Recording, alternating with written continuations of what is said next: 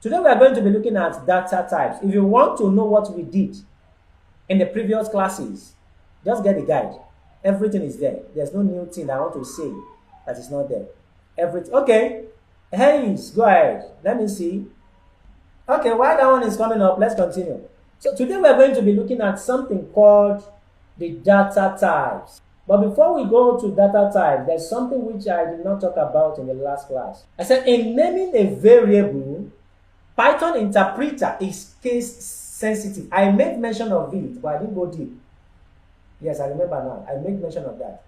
In naming a variable, Python interpreter is case sensitive. Pay attention to this. Python interpreter is case sensitive. I will share my screen now for you guys to see. I believe you guys can see my screen, right? Yes, sir, we can see it. Okay, thank you. I just want to be sure.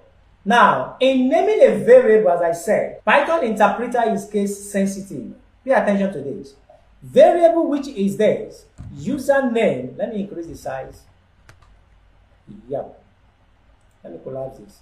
Username which is this, Johnson, with a value of Johnson, is not the same thing as this. Please take note of that.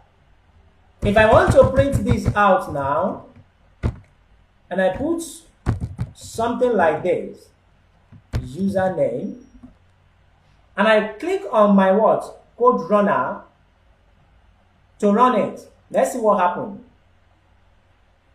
Now, what we get in return is this. This is where I'm going.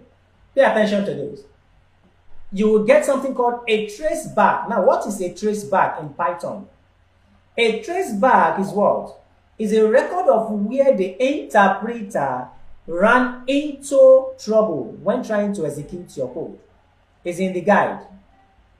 A traceback is what? A record of where is a record of where the interpreter ran into trouble when trying to do what? When trying to execute your code.